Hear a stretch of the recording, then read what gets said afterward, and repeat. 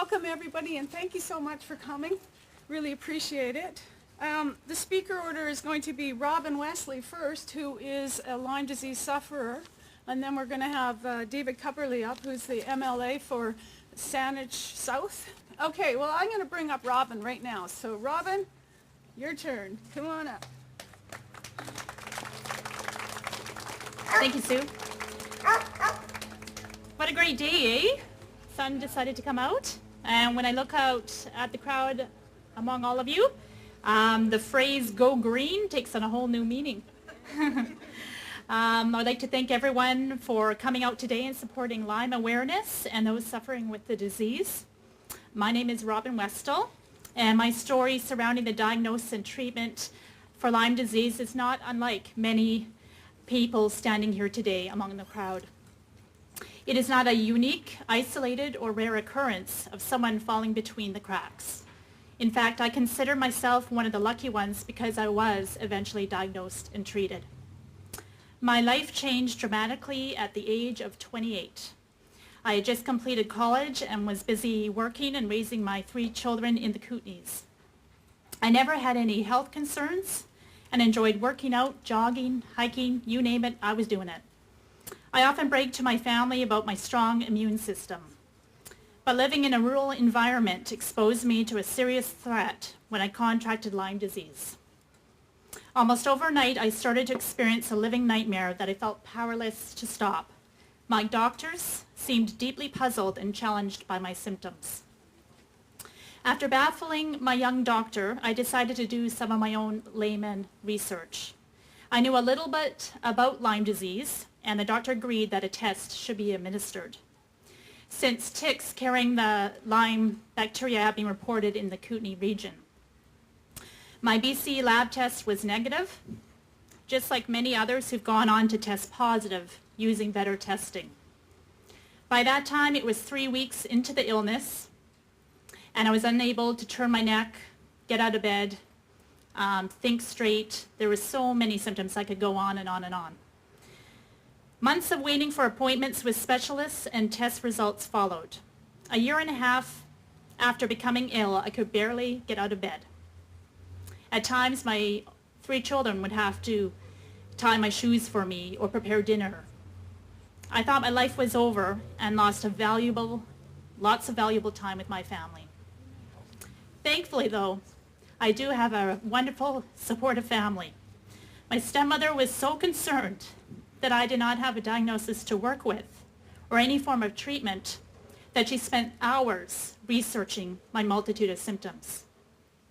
She learned that the BC test for Lyme is widely considered to be grossly inaccurate. Most importantly for me, she learned of Dr. Ernie Murakami, a Lyme Literate doctor who had treated hundreds of cases like myself. I consulted him, and for the first time, a doctor was not scratching his head, bewildered, scared by my state. He gave me a clinical diagnosis of Lyme disease and initiated treatment.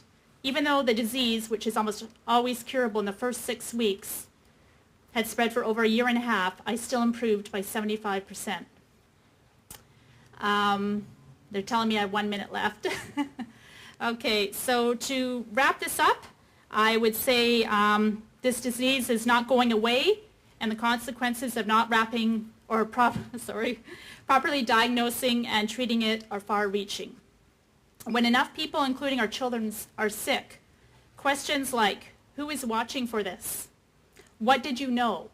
And when did you know it are going to be asked. Let's start now creating a climate that supports research, improves physicians' understanding of the disease, and advances the standards of care for Lyme and its associated diseases. Thank you.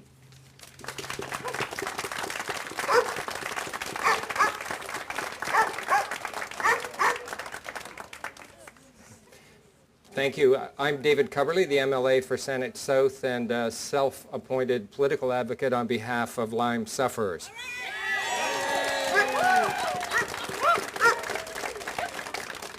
I just want to say I'm joined here today by Adrian Dix, our very capable health critic in British Columbia, and by Shane Simpson, who is also very aware of this disease. And I believe Doug Routley is here as well, and Doug will be speaking later on in the program.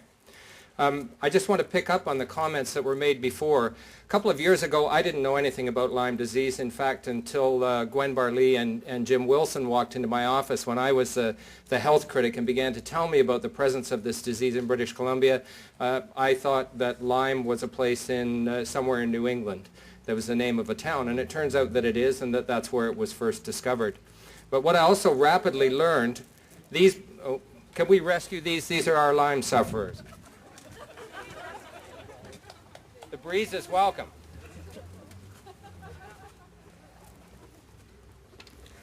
What I rapidly learned was that there is systemic denial of the existence of Lyme disease in British Columbia, that there's actually an official party line in our healthcare system which says that we have no Lyme disease in British Columbia. Your assembling here today is living proof that Lyme disease does exist and it will not be denied, and that you deserve treatment from our Medicare system, treatment which is currently being denied.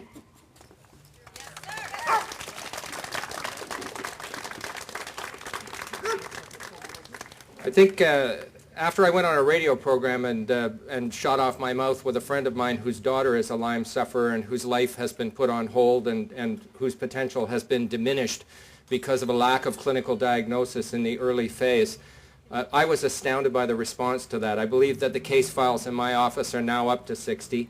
I get an email every day or two from a new Lyme sufferer. The pattern in British Columbia is always the same, it seems to me. There is a tick bite. There is a bullseye rash. There are the flu symptoms that were described by Robin previously. There is the downward spiral. But when someone goes to the doctor's office, they're treated either with incomprehension or worse. The tick, if it's brought in, is thrown away or flushed down the toilet. They're told that there's no Lyme disease in British Columbia. There is no clinical diagnosis offered. They believe that it's test reliant to diagnose the disease, when the BC Healthcare Guide offers the obvious clinical diagnosis and says if you have the symptoms, you should see your doctor. Apart from Dr. Ernie Murakami, who's a Lyme Literate doctor, how many other Lyme Literate doctors are there in the province? I haven't heard of any. Patients who go in, who could be cured with a simple course of antibiotic treatment, almost all of the time are routinely denied it. And what that means in practice is that you are destined to become a chronic Lyme disease sufferer. And every one of you here knows something of that, because either you are or someone in your family has it. And that's because the medical care system in the province is not providing you with the medically necessary service when you walk in the door. And that has to change.